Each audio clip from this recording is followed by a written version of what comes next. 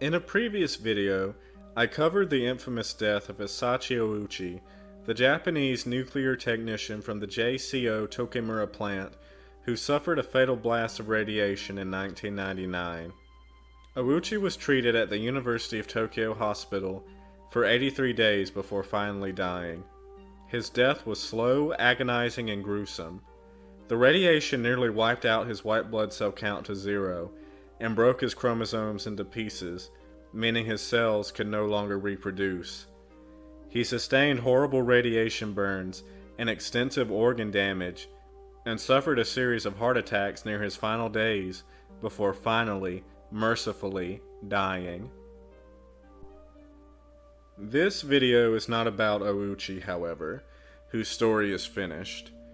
Rather, it's about a notorious photo said to depict Ouchi during his treatment at the University of Tokyo Hospital. As the disclaimer at the beginning of the video warns, the image, like other images in this video, is graphic, and some might find it disturbing, so use your best judgment when deciding whether to proceed. Now, this image is most certainly not of Ouchi, despite popular belief on the internet. In my video on Ouchi, I read Reddit user Willow of the River's explanation as to why it can't be him, if you'd like to refer to her post or my video. In short, the hospital room here does not match the clean room where Ouchi lay, which was covered in plastic sheeting. The person in this picture also has his foot amputated. Nothing of Ouchi's was amputated because the doctors knew Ouchi had no ability to heal and would bleed to death. The person also doesn't have the breathing tube that was inserted into Ouchi's mouth. There's also the fact that Ouchi was always kept in protective gauze, which isn't seen here. Hannah619 commented on my Ouchi video, asking who it is in the picture if not Ouchi, which prompted me to make this video as an attempt to answer this question. Unfortunately, we don't know the exact identity of the subject in the photo, but after looking into it, I found that the type of traction he's placed in indicates that he is a burn patient.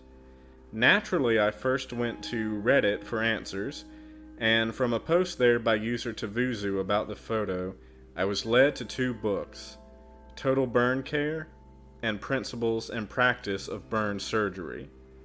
I was easily able to find 2 full ebook versions of both through university access, so if you attend a university or work at one, odds are you can get into a database where you can look at these.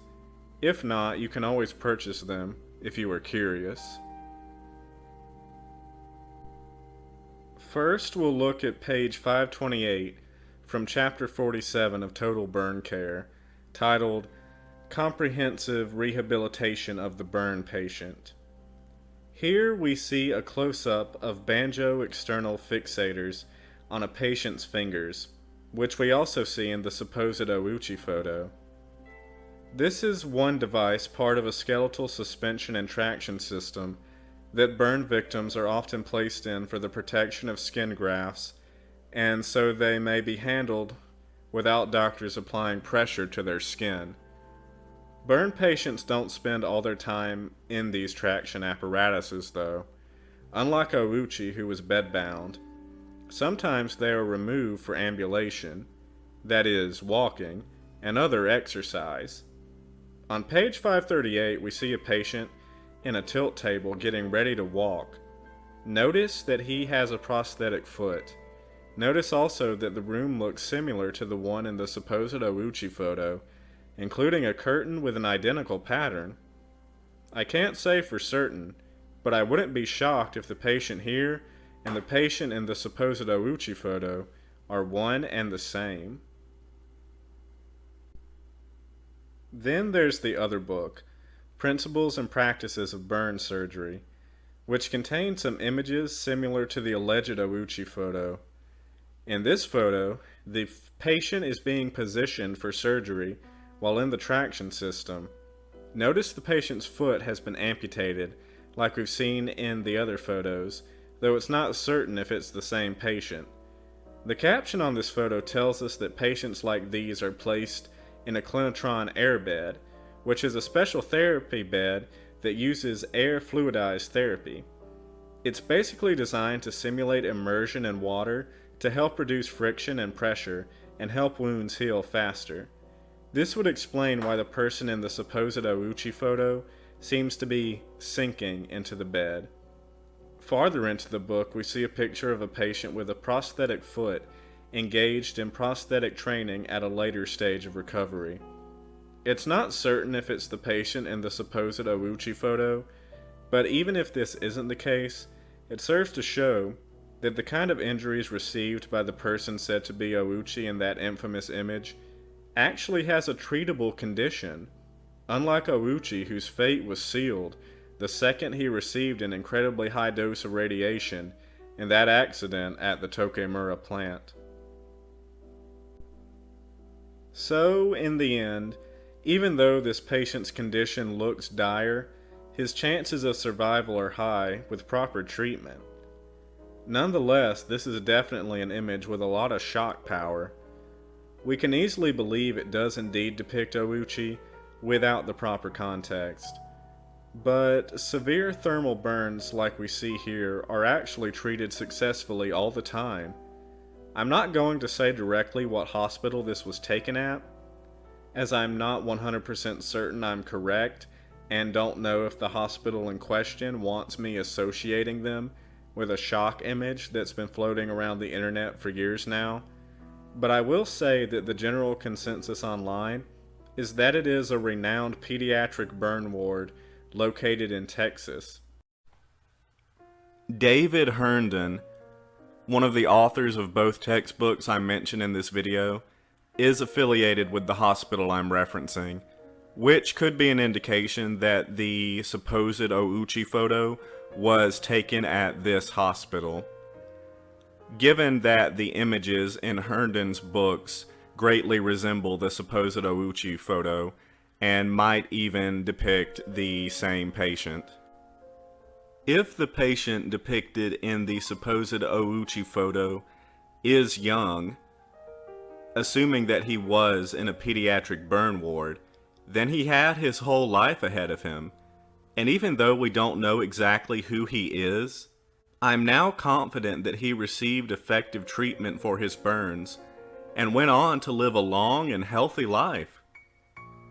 Many burn patients do, like Johnny Quinn, aka Jadiant, a champion of the Courageous Faces Foundation, an organization that helps improve quality of life for people with severe medical conditions. In the description, I link to a video of Johnny's story, as well as the page where you can donate to Courageous Faces. I also link to another page where you can donate to help young burn patients. Alright guys, that'll be it for this video. Thank you for watching, and do consider donating to those pages if you are able, because it certainly is for a good cause. So, on Saturday, hopefully, I'll be uploading the next video, which will be the first episode in the new Mac and Scream Creepypasta podcast, wherein me and my friends will read a creepypasta story and will comment upon it. So, if you like that sort of thing, you have that to look forward to. But I do recognize that y'all really like the true crime stuff and the true stories, so as such, those will continue to be uploaded on Tuesdays. So don't worry if you don't like fictional stuff, because true creepy stuff will be uploaded every Tuesday, and fictional stuff and the podcast about fictional stories will be uploaded on Saturdays. So I will try to keep to that schedule as much as I can. If you enjoyed this video and have been enjoying my videos, then please like and subscribe and hit the bell icon to be notified of future videos. Thank you all for your amazing support, and I will see y'all in the next video. Alright, thank you so much, stay spooky, and remember to not get scared out of swords.